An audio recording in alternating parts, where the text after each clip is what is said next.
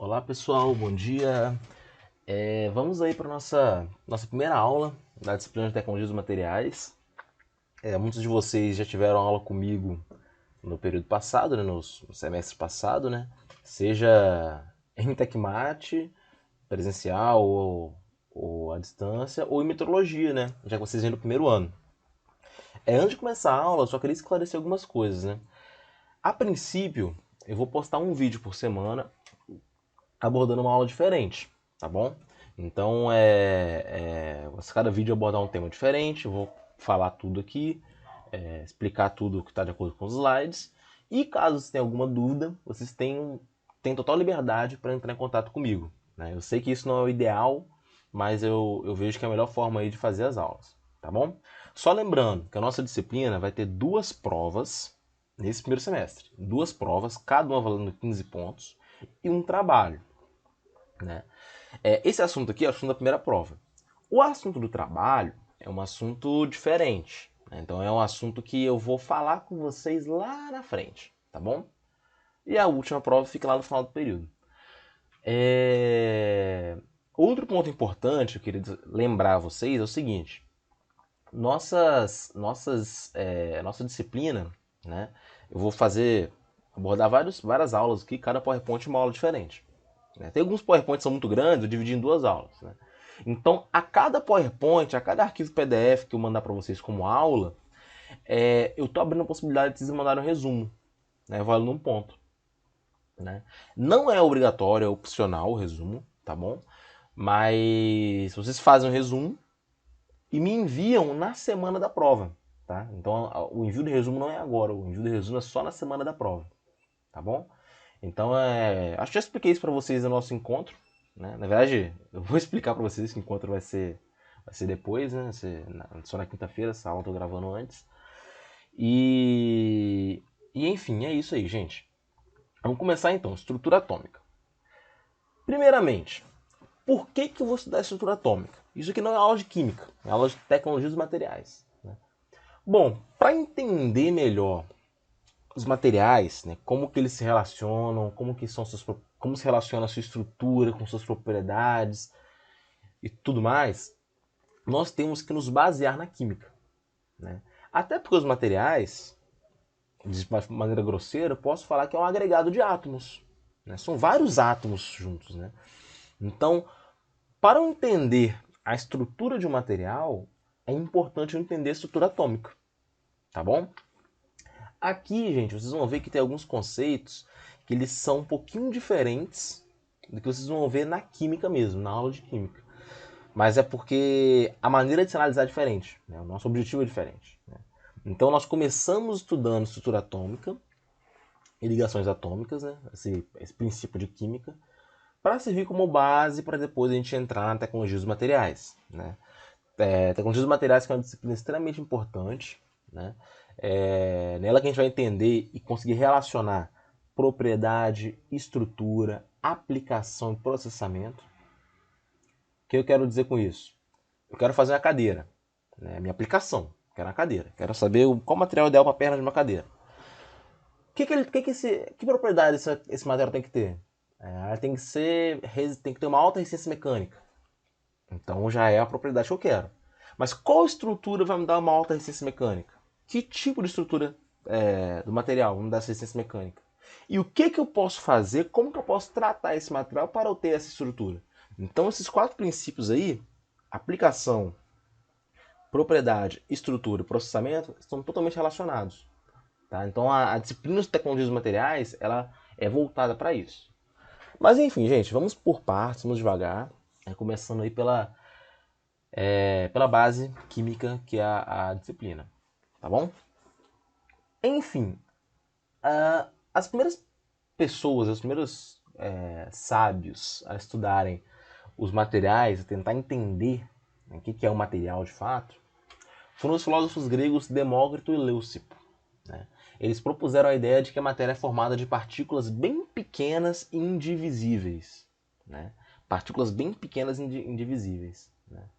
As partículas são denominadas de átomos, né? Então, esses dois filósofos gregos eles propuseram que todo o material, toda a matéria, né, é formada por vários átomos juntos. Átomos pequenos e indivisíveis. Né? São partículas bem pequenas. Né? Tanto que ele diz, nada existe exceto átomos e espaço vazio. Então, só temos átomos e espaços vazios. Embora tenha ficado por muito tempo no esquecimento, a ideia da existência de uma partícula que fosse indivisível reapareceu nos estudos realizados sobre as reações químicas no século XIX, né, na época da Revolução Industrial. Então, as primeiras ideias surgiram lá na Grécia Antiga, né, com esses filósofos gregos. E isso foi meio que deixado de lado por muito tempo. Até que, durante a Revolução Industrial, começaram a ser realizados estudos para entender melhor reações químicas. E para entender melhor essas reações químicas, seria necessária alguma teoria, alguma base que explicasse o que é a matéria. Né? E aí voltaram com essa ideia de partículas pequenas indivisíveis, que são os átomos primordiais, assim, a primeira ideia de átomo que foi criada. Na busca por um modelo plausível, ou seja, um modelo que melhor explicasse um fenômeno, vários modelos foram elaborados, mas alguns ganharam destaque. Né? São os modelos de Dalton, Thomson, Rutherford e Bohr. Né? Vocês já devem ter ouvido falar desses modelos, né? Talvez vocês já viram isso no próprio ensino médio aqui com a gente. Então eu tenho modelos que foram sendo criados para explicar fenômenos, né? Modelos atômicos, né? Posso dizer assim. Né? Forma de explicar o átomo. Né? Então o primeiro aqui na esquerda é o Dalton, foi o primeiro a explicar. O Thomson elaborou uma teoria um pouco mais complexa, podemos dizer assim. Rutherford propôs algo bem mais robusto. E o Bohr complementou o serviço de Rutherford, que inclusive era o orientador dele. Né? O Rutherford era o orientador do Bohr. Então, esses modelos aí, eles foram... A ideia era explicar o átomo. Né? Explicar o que era o átomo. Né? Como que a matéria era composta. Né? Entender de maneira, como é que eu posso falar, microestrutural a matéria. Né? Quero olhar de forma assim, bem ampla do que ela é feita. Né? Botar um microscópio muito grande e entender o que eu estou vendo ali. Então vamos passar por esses modelos, esses 4 modelos aqui, que a gente vai conseguir visualizar como que evoluiu a ideia do átomo, né? A noção do que é um átomo, como que isso evoluiu. Né? Primeiramente, temos o modelo de Dalton. Né? A gente vê aí a data onde que Dalton nasceu e faleceu. Bom, o que dizia o modelo de Dalton? O modelo de Dalton é o modelo mais básico de todos. Ele dizia que os átomos da mesma substância é idêntico. Né? Então, por exemplo, estou falando de ouro, todos os átomos são idênticos. Né? Para o modelo de Dalton, todos os átomos eram esféricos, maciços, ou seja, tinham massa, indivisíveis, impossível de dividir, e indestrutíveis, impossíveis de destruir. Né? Então, a gente fala que esse modelo é o modelo da bola de bilhar. Né? Bola de bilhar é a bola de sinuca. Né? O que é a bola de sinuca? É uma esfera maciça. Né? Eu não vou falar que ela é indivisível e indestrutível, porque a gente consegue dividir e destruir, se a gente usar a ferramenta correta. Mas é algo bem maciço, né? Bem forte, né? Esférico, maciço, forte, resistente. Então a ideia do modelo de Dalton é que o átomo é como se fosse uma bola de sinuca. Né? É claro que seria bem menorzinha, né, que a bola de sinuca. Mas o material seria composto de várias esferas juntas de átomos. Né? E os espaços entre as esferas seriam espaços vazios, que não teriam absolutamente nada. Então o modelo de Dalton é esse. O átomo ele é esférico, maciço, indivisível e indestrutível. É o modelo da bola de bilhar. Tá bom? Isso é bem simples mesmo. O modelo de Dalton. É o modelo mais básico que tem. Tanto que ele é o mais antigo, assim, que se baseava principalmente nas ideias lá de Demócrito e Leucipo. Tá bom? Essa foi a primeira ideia do átomo. Né? A segunda ideia criada foi pelo modelo de Thomson, né? O modelo atômico de Thomson. O que ele disse aí? Primeiramente, o Thomson ele introduziu uma ideia bem distinta de Dalton, né? Dalton ele nem comentou sobre isso no modelo dele. Ele falava que o átomo era neutro, né? Thomson ele falava que o átomo era neutro, mas ele era neutro porque tinham cargas negativas distribuídas num mar de cargas positivas, né? Então, como está esse desenho aí embaixo, né? São várias cargas negativas de azul aí espalhadas dentro de um mar de cargas positivas, né? Acho que é a melhor descrição que eu posso fazer. Então o átomo é neutro porque tem esse equilíbrio de carga positiva e carga negativa. Elas estão igualmente distribuídas. Esse modelo é chamado de pudim de passas, né? O que é um pudim de passas? Imagina um pudim cheio de uva passa dentro. Imagina. Eu, particularmente, não sou muito fã de uva passa, então não acho que vai ficar tão gostoso. Mas imagine um pudim cheio de uva passa dentro. Se o pudim, a massa do pudim, for carga positiva e a uva passa for carga negativa, esse daí é um excelente exemplo do modelo de Thomson, né? Então é como se as passas fossem as cargas negativas e os pudins fossem e a massa do pudim, né, fosse carga positiva. Tá bom? E aí elas iam se equilibrar, formando um átomo neutro, né? É o modelo do pudim de passas, tá? Mas lembrando que aqui, eu falo desse modelo de pudim de passas, mas a ideia aqui ainda é de um átomo esférico, tá bom? Então que é algo bem distribuído, assim, bem igualmente distribuído. Tá? Então tem várias analogias que a gente pode fazer para falar sobre isso, né? Como se o mar fosse carga positiva e os peixes fossem cargas negativas, ou enfim, diversas analogias que eu posso fazer, tá bom? Mas a ideia de pudim de passas é sempre pega na hora, né? Quando falar modelo de pudim de passas, é modelo de Thomson. Modelo de Thomson, modelo de pudim de passas, tá bom?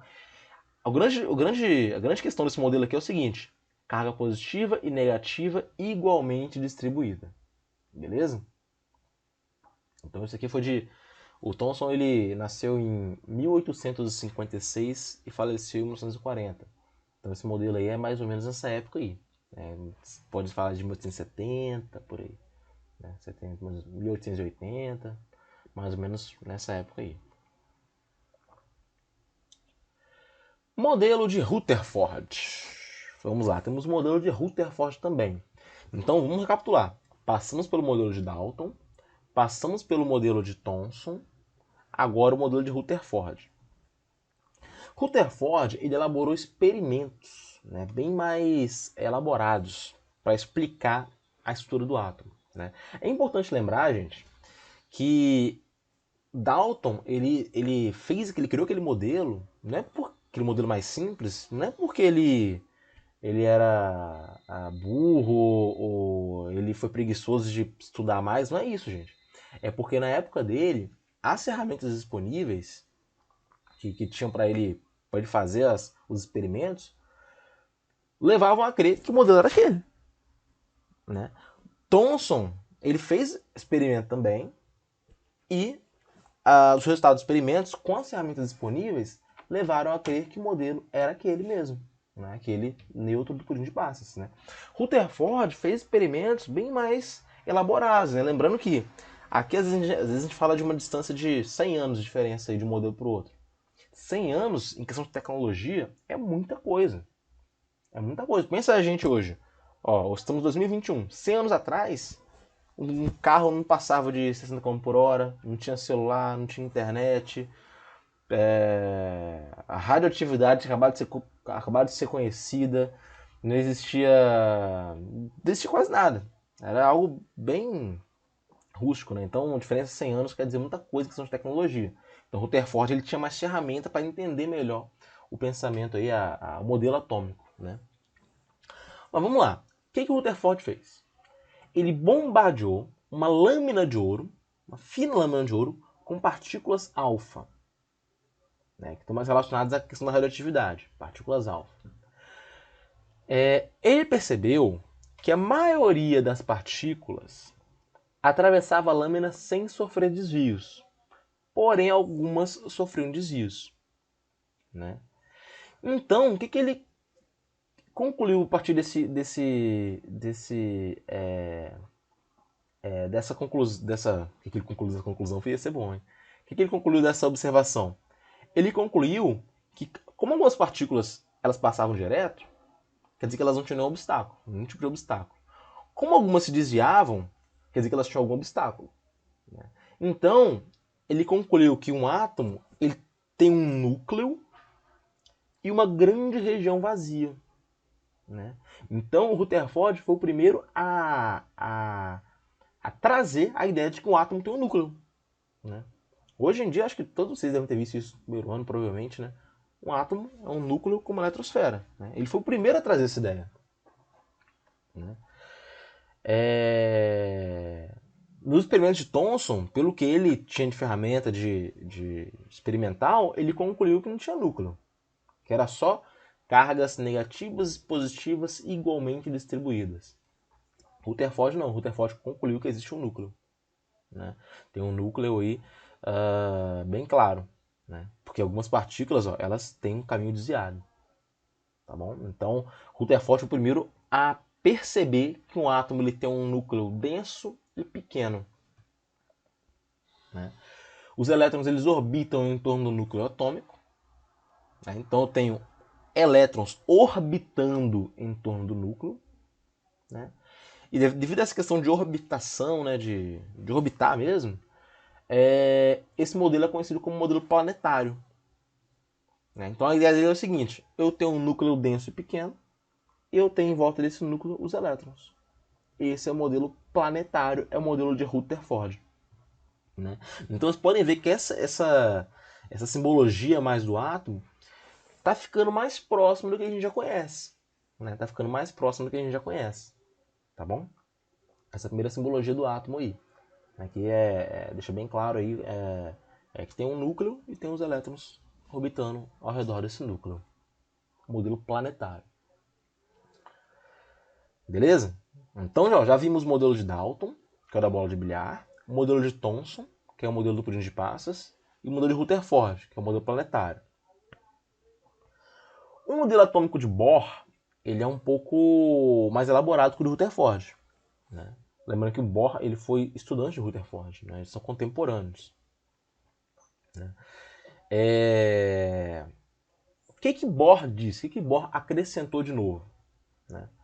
Os elétrons eles se movem ao redor do núcleo quando estão alocados em certos níveis de energia. Né? Então, vamos lá, olha o que Bohr falou. Ele falou que em volta do núcleo, quanto mais perto do núcleo está o elétron, mais energia ele tem. E quanto mais longe do núcleo está o elétron, menos energia ele tem. Então, o estado energético do elétron depende da distância para o núcleo. Né? E aí ele só consegue mudar de posição aproximando ou afastando do núcleo caso ele ganhe ou perca energia. Então pense no elétron que está muito próximo do núcleo. Ele tem muita energia. Para ele se afastar, ele tem que perder energia. Ao contrário, um elétron que está muito distante do núcleo, para ele chegar mais próximo, ele tem que ganhar energia. Então é como se eu tivesse camadas assim de proximidade em relação ao núcleo. Né? Vocês até devem ver que tem a camada K, L, M, N, O, onde uma delas é mais próxima do núcleo e à medida que eu vou criando novas camadas estão mais distantes. Né? É importante falar, né? Então aqui eu vou até acrescentar uma informação que pode ser até um pouco avançada, mas eu quero que vocês entendam. Né? A energia ela é dada em pacotes. Né? A energia, eu não posso dar um pouco de energia, eu tenho que dar uma certa quantidade específica. Né? É como se, vamos lá, deixa eu tentar dar um exemplo. É como se eu não vendesse, sei lá, 500 gramas de energia. Eu só vendo 1 quilo. Então, para saltar de uma camada para outra, ele tem que receber um pacote inteiro de energia. Não pode receber meio. A energia ela só é dada em pacotes, como se fosse pacotes de 1 quilo, por exemplo. É claro que 1 quilo é para massa, né? Energia eu tô falando de joule. Mas a ideia aqui, então, gente, resumindo, acho que eu até contornei muito. É que eu tenho níveis de energia, né? Quanto mais próximo do núcleo, o nível de energia é mais alto. Quanto mais distante, é mais baixo. E para mudar de nível, o elétron tem que ganhar ou perder energia. Né? Os elétrons circulam ao redor do núcleo atômico em orbitais. E a posição de qualquer elétron específico está mais ou menos definida em termos de seu orbital. Né? Então aqui, ó, nesse exemplo aqui tá ótimo, né? Essa imagem aqui embaixo. Eu tenho um núcleo vermelhinho aqui. Eu tenho a primeira camada, ó, camada K. A segunda camada é a camada L. A terceira camada é a camada M. Quais elétrons estão mais energéticos aí? Os elétrons da camada K. Né? Para um elétron sair da camada K e ir para a camada L, ele tem que perder energia. Para sair da L e ir para M, ele tem que perder energia. Ao contrário, um elétron da camada M para ir para a camada L, ele tem que ganhar energia. Da camada L para a camada K, ele tem que ganhar energia também. Né? Então, os elétrons da camada K, eles estão bem mais no estado energético bem mais elevado do que aqueles da camada M, que estão mais afastados do núcleo. Tá bom? E perceba que não temos só essas três camadas, tá? Eu tenho mais uma série de camadas aí. K, L, M, N, O. Isso vai afastando. E quanto mais afastado do núcleo, mais menos energia esse elétron tem. Ele está pouco ligado ao núcleo. Tá bom? Os mais próximos eles estão mais fortemente ligados ao núcleo. Novamente, as energias elas são quantizadas. A questão que eu falei de energia ser dada em pacote. Né? Só são permitidos alguns valores específicos de energia. Então, assim, dependendo da situação, né? Isso depende um pouco. Mas, por exemplo, vamos supor que para certa situação a energia é quantizada de 10 joule.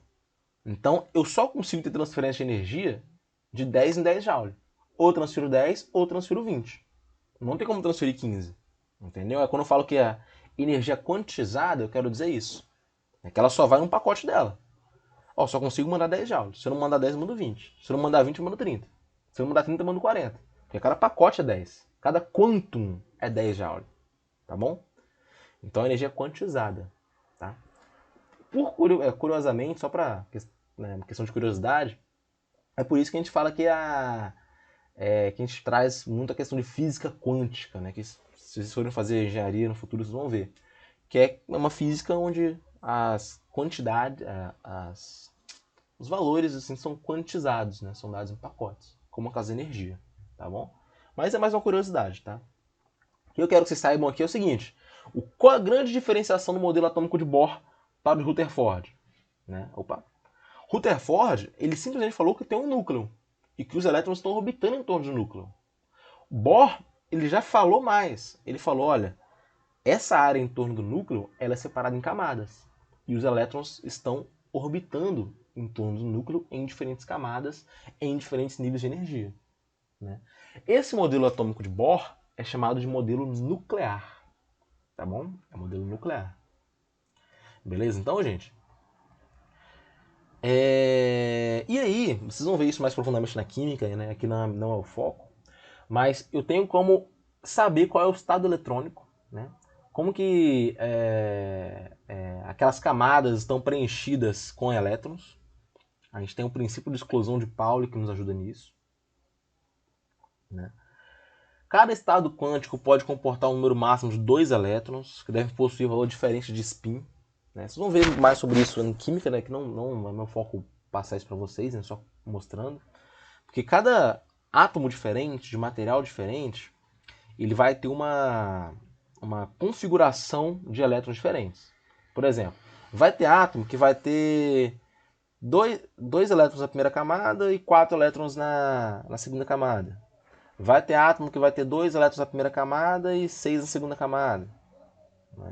E, sei lá, 8 na terceira camada, e por aí vai.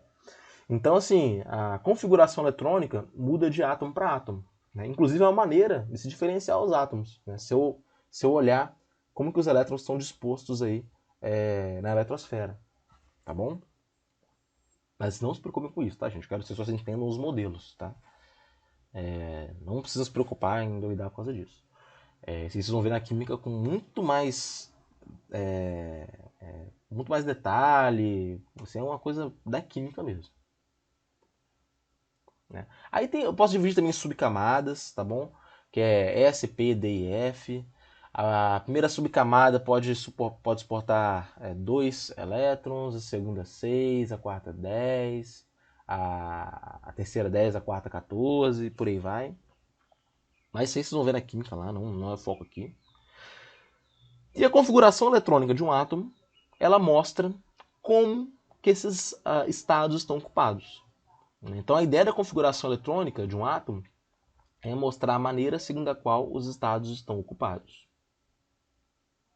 Tá bom? Essa é a configuração eletrônica de um átomo. Né? Quando eu falo de configuração eletrônica, é o arranjo dos elétrons naquele átomo. Tá? Percebam que é algo nesse sentido aí. Como que esses estados eletrônicos estão ocupados? Aí vocês vão ver isso aqui perfeitamente lá na química, né? Que 1 é o nível, o S, né, que é subcamada, é o subnível, né? 1 é a camada, e 2 é a quantidade de elétrons ali. Né? Então tem uma maneira bem própria de fazer esse cálculo aí, se souber aí o número atômico do material. Tá? Mas não, ó, isso aqui, gente, não se preocupem com isso, tá? Novamente, eu botei isso aqui mais por questão de curiosidade. É uma coisa que eu não vou pedir para vocês destrincharem o estado eletrônico na prova. Não se preocupem com isso, tá? Eu quero que vocês entendam os modelos atômicos. O modelo de Dalton é bola de bilhar. O modelo de Thomson, pudim de passas. O modelo de Rutherford, modelo planetário. E o modelo de Bohr, um modelo nuclear. Tá bom? Quero que isso que vocês querem que vocês peguem. Agora vamos trazer outras ideias que agora são importantes. Vamos lá. O que são elétrons de valência? Vocês vão ver esse termo muito aqui na nossa disciplina, elétrons de valência. O que é elétron de valência? Elétrons de valência é aqueles que ocupam a camada mais externa. Né? Então aqui, ó, vejam bem, aqui embaixo, eu tenho o magnésio. Né? O magnésio, a última camada, a camada mais externa aqui, ó, eu tenho 2 pontinhos pretos, ou seja, eu tenho 2 elétrons nessa camada. Né? Tem 2 elétrons nessa camada. Né? Eu posso falar então que o magnésio tem 2 elétrons de valência. Né? Essa última camada a gente chama de camada de valência também. Né? Na camada de valência estão os elétrons de valência. Tá bom? E aí a gente tem que fazer uma distinção. O que é uma configuração eletrônica estável e uma configuração eletrônica instável? Né? A configuração eletrônica estável é aquela onde a camada de valência está completamente preenchida. Né? E uma configuração atômica instável é onde a camada de valência não está completamente preenchida. Então vamos lá. Vejam novamente o magnésio, aqui na esquerda. Né? Esse exemplo que eu estou dando da distribuição eletrônica do magnésio é uma distribuição que é instável. Por quê? Porque a última camada ela não está totalmente preenchida. Ela não está totalmente preenchida. Né? Por outro lado, se eu perco esses 2 elétrons de fora aqui, elétrons de valência, se eu passo esses elétrons para outro composto, por exemplo, eu tenho uma configuração mais estável. Por quê? Porque aí a última camada está preenchida. Então, quando eu falar de configuração eletrônica estável ou instável, que elas pensam o seguinte: estabilidade é quando a camada de valência está completamente preenchida. Instabilidade é quando a camada de valência não está completamente preenchida. Outro ponto importante de se comentar aqui. Quando esse magnésio aqui, da esquerda, né, ele perde esses 2 elétrons de fora, quando ele perde esses 2 elétrons, a camada de valência é essa camada que antes era a anterior. Né? A camada de valência é a camada mais externa que ainda é ocupada por elétrons. Tá? A camada de valência nunca vai ter 0 elétrons. Tá bom? Então é isso aí, gente. Novamente, recapitulando. Camada de valência é a camada mais externa. Elétrons de valência são os elétrons que ocupam a camada mais externa. Né? Configuração estável é quando a última camada está completamente preenchida. Instável é quando a última camada não está completamente preenchida. O que é importante ver a diferença de configuração eletrônica estável e instável? Quando a última camada está totalmente preenchida, quer dizer que esse átomo aqui ele não vai se ligar com ninguém. Porque a última camada está completamente preenchida. Ele não vai se ligar com ninguém. Então isso é importante para a gente entender depois, na aula que vem, as ligações atômicas. Quando a última camada está totalmente preenchida, esse átomo não se liga com ninguém. Né? Então, por exemplo, para acontecer isso aqui, ó, de eu perder 2 elétrons aqui, esses elétrons eles não vão sumir. Eles têm que ir para outro composto. Então, quando eles vão para outro composto, eu estou fazendo ligação. Estou fazendo um tipo de ligação. Então, sempre que existir uma configuração eletrônica instável, esse metal ele vai estar, esse material, esse átomo, né, ele vai estar propenso a fazer uma ligação atômica, né? Então é muito importante se destacar isso. Eu vou entrar nesse mérito mais na próxima aula. Eu vou falar da ligação atômica, mas eu quero que já saibam que para que tenha ligação atômica, eu não posso ter uma configuração eletrônica estável. Até por isso, a gente fala dos gases nobres. Deve ter ouvido falar já. Hélio, neônio, tem outros tipos aí. Por que a gente fala que esses gases são gases nobres? Porque eles são ricos? Não é isso. Os gases nobres, eles têm essa nomenclatura porque eles têm a camada de valência completamente preenchida. Ou seja, eles não ligam com ninguém. Eles não fazem ligação atômica. Tá bom? Tem até aqui uma tabela. Pode passar um pouquinho aqui. Tem uma tabela periódica aqui na frente. Aqui, ó. Aqui, ó. Esse da direita aqui de azul, aqui no cantinho. Ó. 8A. Hélio, neônio, argônio, criptônio, xenônio, radônio. Esses elementos aqui são os gases nobres. Eles não se ligam com ninguém. Por isso que eles são nobres. Eles têm a camada de valência completamente preenchida. Todos os outros aí não tem, então eles se ligam. Bom, vamos lá.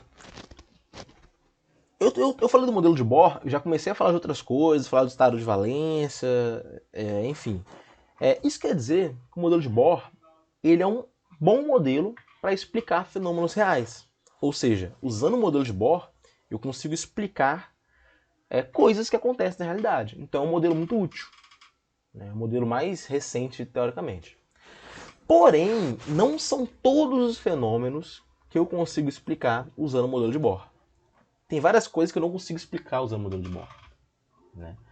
E aí, foi proposto por diversos outros cientistas, né, um modelo que a gente chama de modelo mecânico ondulatório, que seria aí nosso 5º modelo atômico, que é o modelo atual e o mais correto.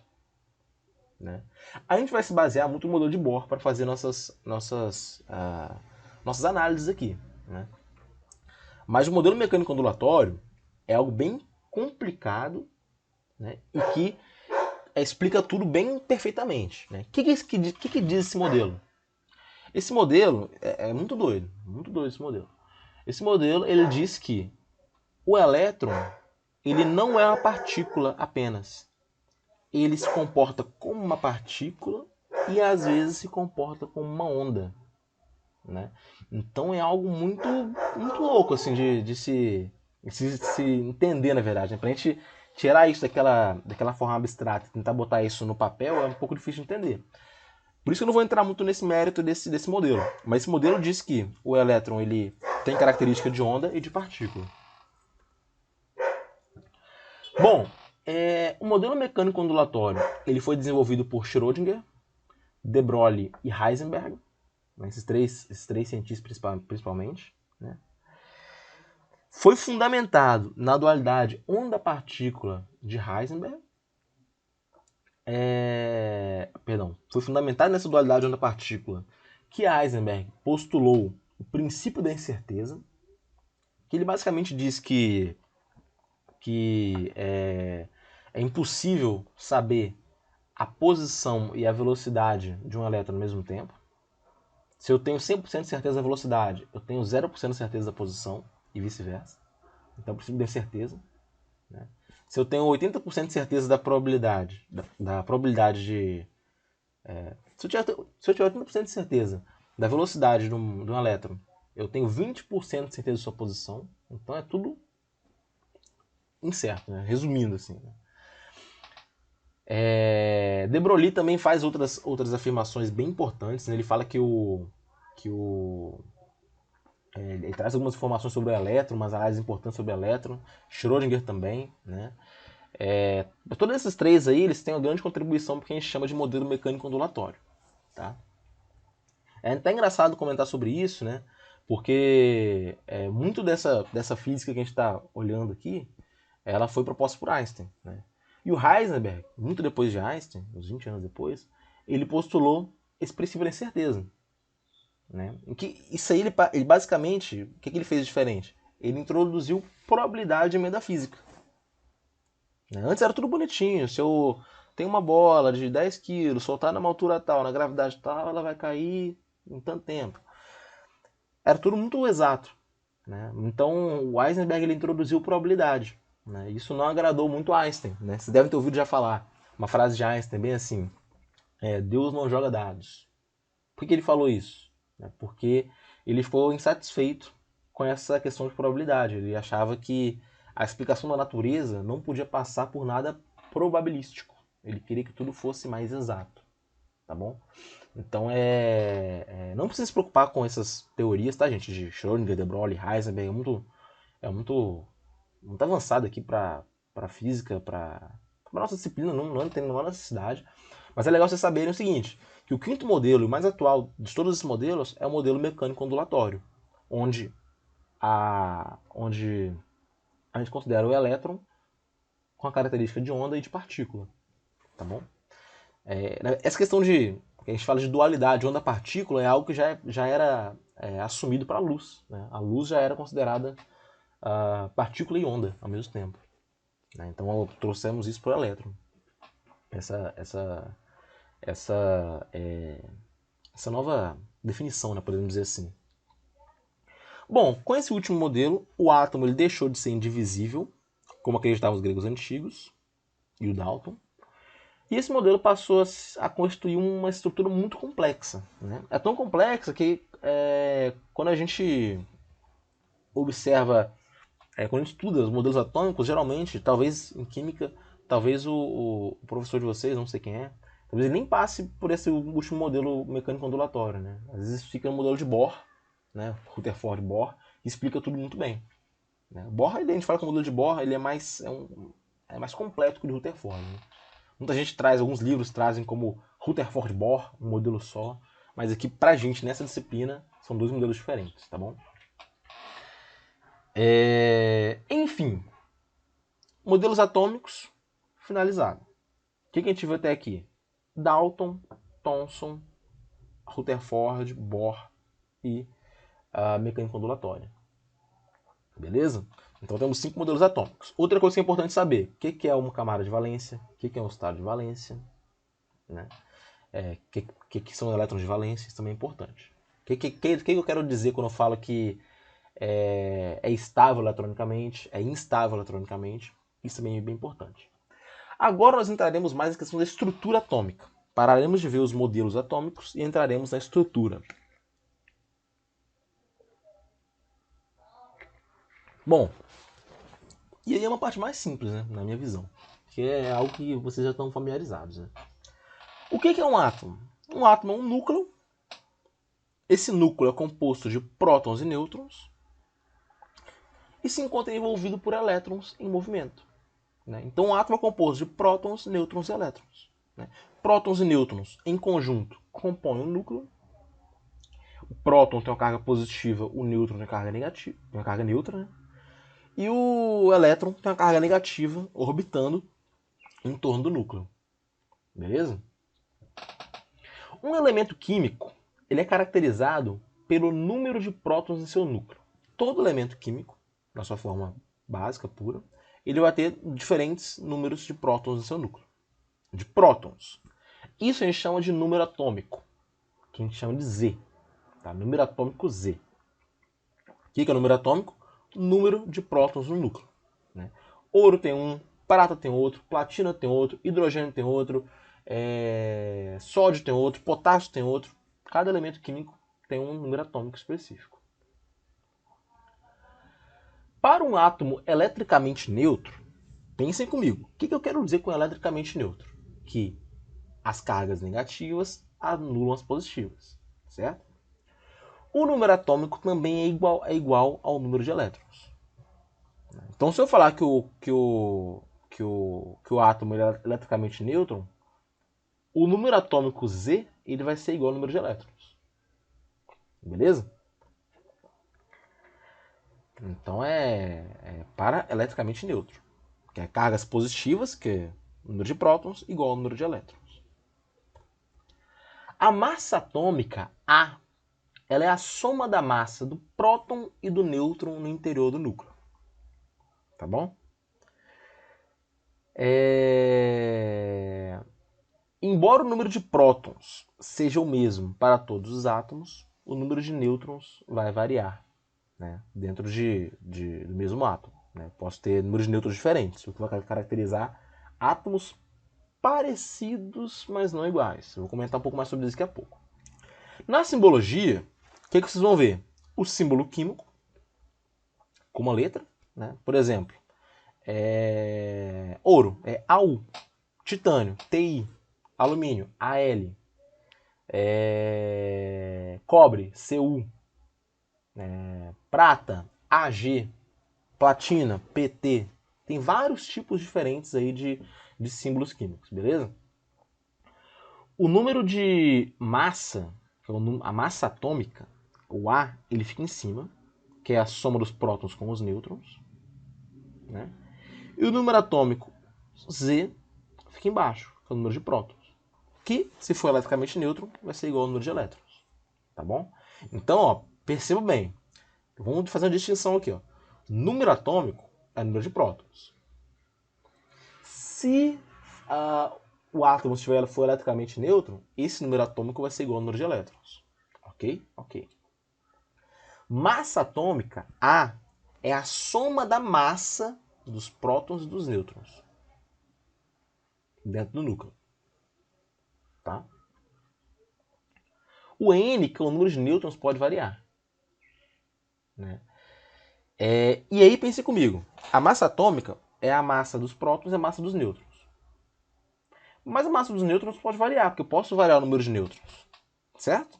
Já que se eu mudar o número de nêutrons não vai interferir nada na questão da neutralidade, né? Porque isso não torna nem mais negativo nem mais positivo. É neutro, não conta para avaliar assim, se o material, se o composto, se o elemento químico ele vai ser eletricamente neutro. Então o que pode acontecer, gente? O mesmo elemento, por exemplo, o hidrogênio, ele pode ter nenhum nêutron, um nêutron e dois nêutrons. Continua sendo hidrogênio. Continua sendo hidrogênio, certo? Só que são hidrogênios com números diferentes de nêutron. Quando isso acontece, a gente fala que eles são isótopos. Né? Isótopos de hidrogênio. Né? Quando eu não tenho nenhum nêutron, como está na imagem mais à esquerda aqui, eu falo que é o prótion. Quando tem um nêutron, eu falo que é o deutérium.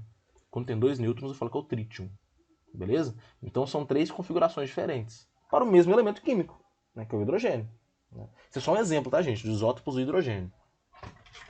Então, o que acontece quando o número de nêutrons muda? Mudou o número de nêutrons, vai mudar a massa atômica. Então, lá no simbologia, o que vai aparecer? Vai aparecer que eles têm a massa atômica diferente. O número atômico de prótons é o mesmo, é 1 para cada. Está embaixo que o número atômico.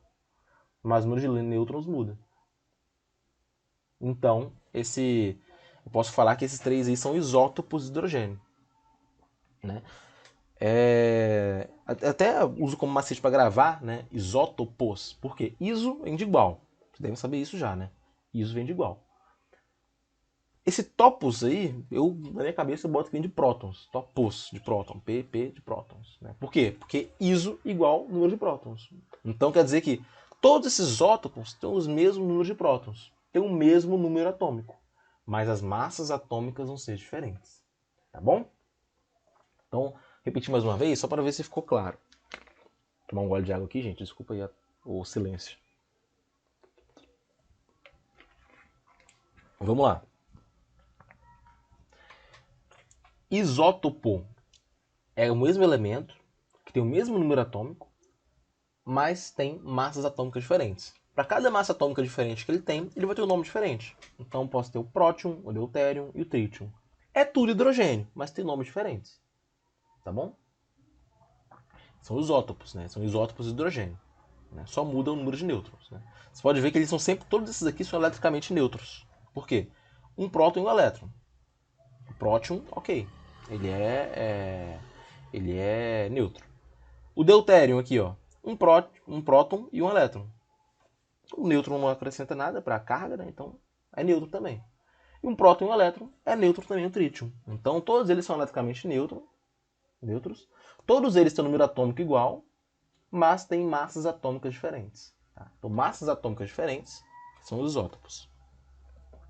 O que acontece é que esses isótopos eles podem acontecer naturalmente ou eles podem ser criados em laboratório, artificialmente.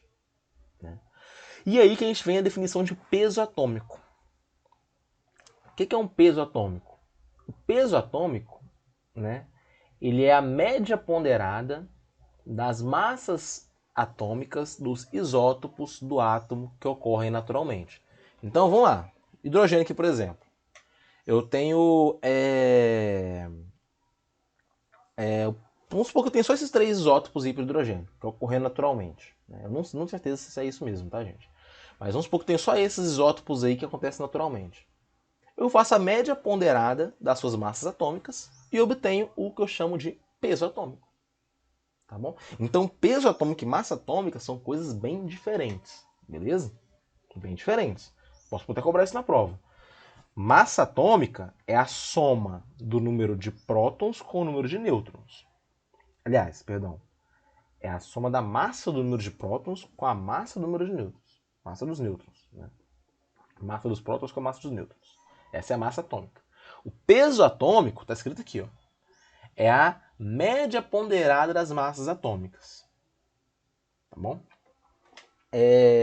Aqui, ó, o A, a gente pode falar que é isso aqui, ó, a massa atômica, né? Que é o número atômico mais o número de nêutrons, mais o N, que é o número de nêutrons. Tá bom? Prótons mais nêutrons, resumindo. Tá bom? Então esse daqui de baixo é a massa atômica, tá, gente? Aqui tá no mesmo slide que o peso atômico, mas aqui embaixo é massa atômica, aqui em cima é peso atômico. Tá? Tô falando de peso atômico em cima, mas o A é sempre massa atômica. Massa atômica é A. Bom, aí a gente tem que entrar na tabela periódica. O que é essa tabela periódica? Todos os elementos eles foram classificados de acordo com suas configurações eletrônicas. Né? Então, de maneira resumidamente, né? A ideia da criação da tabela periódica é avaliar, colocar em certa ordem, ordenar esses elementos de maneira que aqueles elementos que têm aspectos em comum, eles estão ordenados em algum sentido, em alguma maneira que faz sentido, em um arranjo que faz sentido. Por exemplo, todos esses elementos aqui da última camada, da última coluna aqui da direita, são os gases nobres, porque eles são eletronicamente estáveis. Né? Aí todos esses aqui amarelados, aqui, meio amarelo, são os metais. Esses rosinhas aqui são semimetais. Esses mais roxos aqui são os ametais. Né? O hidrogênio ele não se enquadra em nada, então ele fica verdinho aqui lá em cima isolado. Né? Então eu tenho ordens aí para tudo. Vocês podem ver, ó, que da esquerda para a direita, né, indo em cada linha, o número atômico ele vai mudando. Ó. O hidrogênio, número atômico 1, hélio 2, lítio 3, berilo 4, boro 5. Lembrando que é o número atômico. O número atômico é a quantidade de prótons. Né? Então, 1, 2, 3, 4, 5. Ó, se eu perguntar para vocês qual é o número atômico aí do cádmio, CD aqui, ó, é 48. Né? Qual que é o peso atômico do frâncio, que tá aqui embaixo? Ó? Lembrando que o peso atômico é o quê? É a média ponderada, tá? Das massas atômicas dos isótopos que ocorrem naturalmente. Então é 233 aqui, 0,0197. Então, só de olhar para essa tabela aqui já tem muita informação, tá bom? Aí eu posso falar das famílias, né? 1A é uma família, 2A é outra família, 3B, 4B, 5B, 3A, 4A, 5A, isso aí por aí vai, tem várias famílias diferentes, tá? Eu não vou entrar nesse mérito, porque, novamente, isso aqui não é uma aula de química, isso aqui é só uma introdução. Mas é legal saber isso, tá? Inclusive, quando isso for passado para vocês em química, é muito importante que vocês prestem bastante atenção, porque isso vai caber muito bem aqui dentro de tecnologias dos materiais.